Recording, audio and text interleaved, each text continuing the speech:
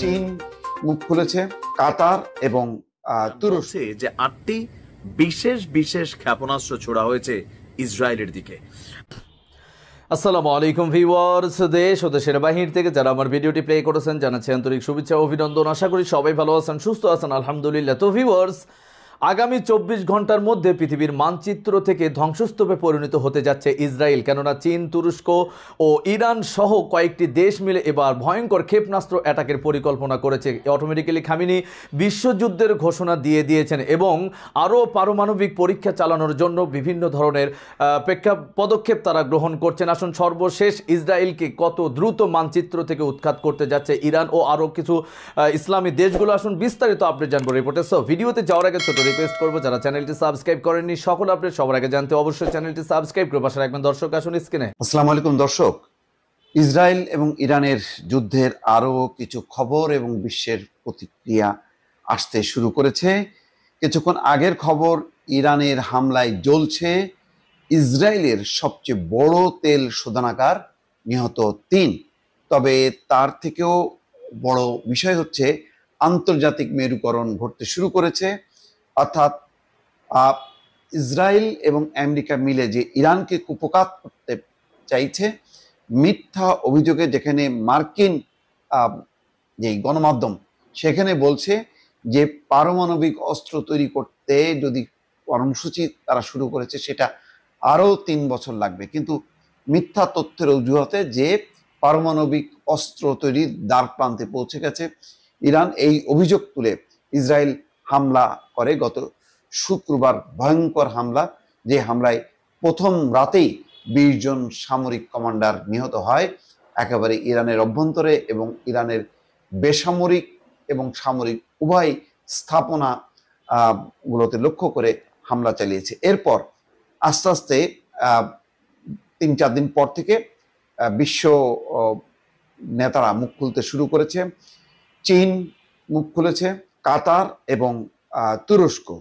এখানে বলা হচ্ছে যে ইসরায়েলি হামলায় ইরানের নিহত 450। মানবিক সংস্থা তারা বলেছে যে এই পর্যন্ত যে নির্বিচারে হামলা চালিয়েছে ইসরায়েল, তাতে ইরানের 450 জন নিহত হয়েছে।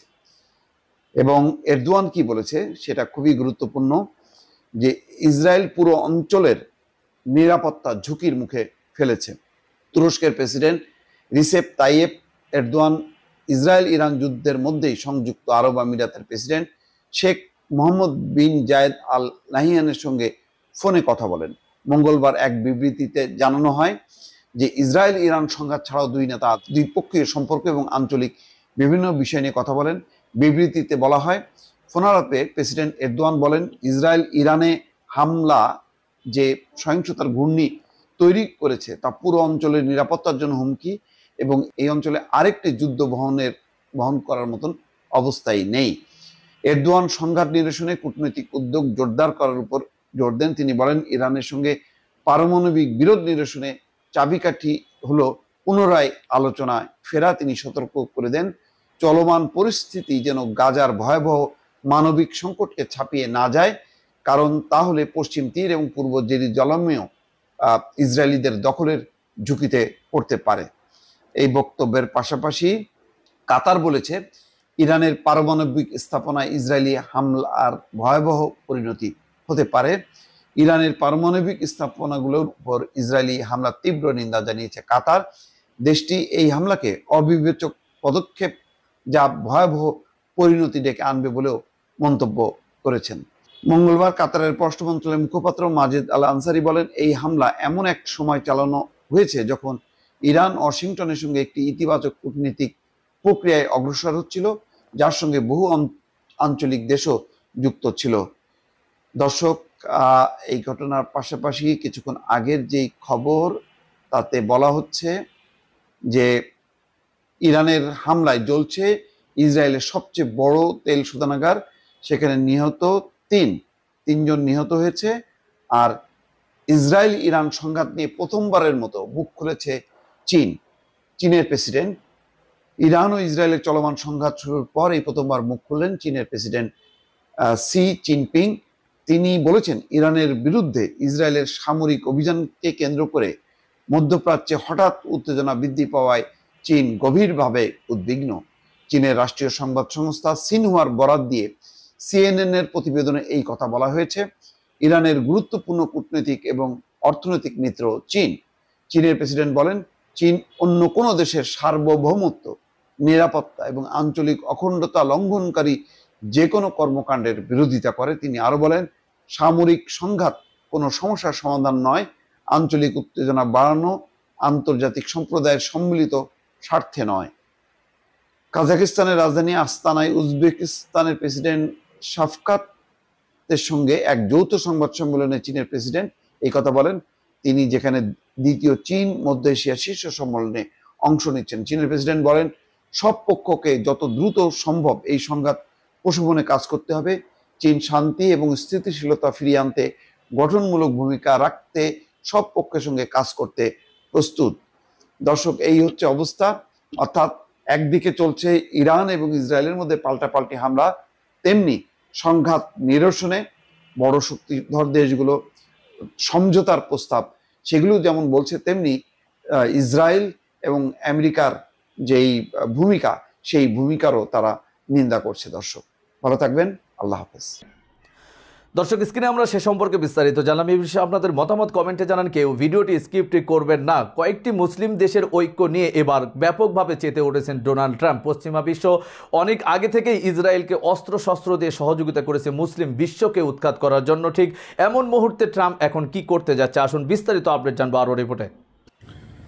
আসসালামু আলাইকুম। আমি যে দেশে থাকি দক্ষিণ কোরিয়াতে এখন সময় হচ্ছে ঘড়ির কাঁটায় গুনে গুনে রাত ৩টা ১৯। মাত্র কিছুক্ষণ আগে ইরান থেকে নতুন করে আরো একটা অভিযান চালানো হয়েছে ইসরায়েলে, যেটাকে বলা হচ্ছে অক্টোপাস অ্যাটাক। অক্টোপাস মানে বোঝেন যার ৮টা পা আছে, যে আমরা অক্টোপাস দেখি, অক্টোপাস মানে ৮টা পা বিশিষ্ট। তো এই যে ৮টা ক্ষেপণাস্ত্র ছুড়েছে ইরান, এটার পিছনে একটা কারণ আছে। প্রথম, দ্বিতীয়, তৃতীয়, চতুর্থ দিনে এসে ক্ষেপণাস্ত্র হামলার পরিমাণ কমেছে, বাট এই যে ৮টা ক্ষেপণাস্ত্র ছাড়ছে ইরান বলছে যে ৮টি বিশেষ বিশেষ ক্ষেপণাস্ত্র ছোড়া হয়েছে ইসরায়েলের দিকে। আমরা যখন নিউজটি করছি, আপনার আল জাজিরার রিপোর্টটি বলছে যে একটা ছবি যেটা দেখাইছি, এই ছবিটা দেখেন, আমার কাছে মনে হয় যে এই মানুষগুলো নেতানিয়াহুর প্রতি কতটা বিরক্ত হতে পারে। তারা আশ্রয় কেন্দ্রে, বাংকারে নির্ঘুম রাত্র কাটাচ্ছে, কারণ তাদের সরকার নিজেকে শ্রেষ্ঠ প্রমাণ করতে চায়। আর এই দৃশ্য বিবিসি থেকে শুরু করে রয়টার্স, সারা পৃথিবী দেখছে যে দেখো ইরানের কারণে ইসরায়েলের সাধারণ মানুষদের ভাই কি অবস্থা। আপনি বুঝতে পারছেন এই ছবিগুলা কেন প্রকাশ করা হচ্ছে? যাই হোক, ইরানের সরকারি বার্তা সংস্থা IRNA বলছে, চলমান সংঘাতের সর্বশেষ পর্যায়ে আজকের সর্বশেষ অভিযানে ইরানি বাহিনী ইসরায়েলের দিকে ৮টি ক্ষেপণাস্ত্র নিক্ষেপ করেছে। প্রতিবেদনে বলা হয়েছে যে এই ক্ষেপণাস্ত্র হামলাগুলো ইসরায়েলের উত্তর এবং মধ্যাঞ্চলকে লক্ষ্য করে চালানো হয়েছে। তবে এখন পর্যন্ত এটার ক্ষয়ক্ষতির পরিমাণ কি সুনির্দিষ্ট কোনো তথ্য সামনে আসেনি। আপনার বলা হচ্ছে যে আপনার যখন এই রিপোর্টটা করো, আল জাজিরার প্রতিবেদক বলছে যে জর্ডানের আকাশের বিমানের যে মানে সাইরেনগুলা, এগুলা বাইজে উঠছে, মানে জর্ডানের আকাশ সীমা অতিক্রম করে ইসরায়েলের দিকে চলে গেছে। এখন ইসরায়েলে যাওয়ার পরে ইসরায়েলি সেনাবাহিনী বলছে যে নতুন করে ইরান থেকে যে ক্ষেপণাস্ত্রগুলো ছোড়া হয়েছে সেগুলোকে তারা প্রতিহত করেছে। তবে ইরান দাবি করছে প্রতিহত করেনি, নির্দিষ্ট লক্ষ্যে এরা পৌঁছেছে। এখন কি ৮টা বিশেষ ক্ষেপণাস্ত্র? এই যুদ্ধের মধ্যে ইরান এতদিন যাবত তাদের যে মেশিনারিজ গুলো তৈরি করেছিল, সেই মেশিনারিজ গুলোর একটা টেস্ট প্রোগ্রামও কিন্তু চালিয়ে যাচ্ছে, যে কোনটা দিয়া আসলে বেশি সফলতা পাওয়া যাচ্ছে। আপনি দেখছেন শাহেদ 107 আত্মঘাতী ড্রোন, তারপর হচ্ছে যে কি যেন ওই দিন দিয়েছিলাম বশির আজিজ, আমি নামটা ভুলে গেছি। তো এরকম বিভিন্ন ভার্সন ক্ষেপণাস্ত্র তৈরি করা আছে ইরানের কাছে। সেই ক্ষেপণাস্ত্রগুলিরই ৮টা প্রযুক্তির ৮টা ক্ষেপণাস্ত্রকে একত্রিত করে ছোড়া হয়েছে ইসরায়েলে, যেটা গিয়ে আঘাত আনবে। সম্ভবত ওই ক্ষেপণাস্ত্রটাই আগামী দিনে ইসরায়েলের বিরুদ্ধে সর্বোত্তম ব্যবহারের সিদ্ধান্ত নিতে পারে, কারণ স্টকে আছে কোনটা কোন কাজে লাগে। অপরদিকে ইরানের এই হামলার খবরে পুরো তেল আবিব, রাজধানী সহ আশেপাশের অঞ্চলগুলোতে, উত্তরাঞ্চল এবং মধ্যাঞ্চলেও বিমানের যে সাইরেন, আপনার যে আকাশ প্রতিরক্ষা সিস্টেমের বা বিমান হামলা হলে একটা সাইরন বাজায় কু এরকম টাইপের, ওইটা বেজে উঠেছে। এবং কি আমি যে ছবিটা মাঝখানে দেখাইলাম যে গভীর রাতে মানুষ ঘরবাড়ি ছেড়ে পালিয়ে আপনার আশ্রয় কেন্দ্রগুলোতে অবস্থান করছে। তবে এই খবরগুলোতে আমাদের খুশি হওয়ার কারণ নাই। কেন নাই? ওই যে সারা পৃথিবীর এই ছবিগুলো একটা মেসেজ ক্রিয়েট করে। আপনি ইরানের এরকম মেসেজ পাইছেন রয়টার্সের মাধ্যমে, বিবিসির মাধ্যমে অলরেডি 2-4টা ছবি যদি পান ইরানের বিভিন্ন প্যাথেটিক দৃশ্যে, সেটা পাচ্ছেন আপনি আল জাজিরার মাধ্যমে অথবা স্থানীয় গণমাধ্যমের বরাতে। অপরদিকে ইসরায়েল বড় ধরনের আরেকটা কিন্তু অভিযান চালাবে। সেই সম্ভাব্য অভিযানকে মাথায় রেখে ইরান কিন্তু সরকারি যত ঊর্ধ্বতন অফিসার আছেন, কর্মকর্তা আছেন, প্রত্যেককে ইন্টারনেট কানেকশন আছে এমন ফোন, তারপর আরো যে ডিভাইসগুলো আছে সেগুলো কিন্তু বন্ধ করার নির্দেশ দিয়েছে। কেন? প্রযুক্তিকে ব্যবহার করেই ইসরায়েল কিন্তু ইরানের সর্বোচ্চ মানুষগুলো কোথায় আছে সেটা কিন্তু ট্রেস করছে। কারণ আমেরিকা, আরো যে দেশগুলো, আর ইসরায়েল তো নিজেই প্রযুক্তির বাবা, তো তারা কিন্তু আইডেন্টিফাই করে ফেলতে পারতেছে যে কোথায় আপনি আছেন, আপনার সর্বশেষ অবস্থান কোথায়। আর দেশের ভেতরে তো মির্জাফররা আছেই। যাই হোক, দেখা যাক এই 8টার মধ্যে আসলে কোনটা কি কাজ করে। হয়তো আমি নিউজগুলো যখন রেকর্ড করি ছাড়ার সময়টা অনেক পরে হয়, হয়তো আপডেট আপনারা পেয়ে যাবেন। ভালো থাকুন। দর্শক, স্ক্রিনে আমরা সে সম্পর্কে বিস্তারিত জানলাম। সো ভিডিও এই পর্যন্ত। ভালো লাগলে লাইক এন্ড কমেন্ট করবেন। দেশের সকল আপডেট সবার আগে জানতে অবশ্যই চ্যানেলটি সাবস্ক্রাইব করে পাশে রাখবেন। দেখা হবে পরবর্তী আপডেটে ইনশাআল্লাহ। আসসালামু আলাইকুম ওয়া রাহমাতুল্লাহ।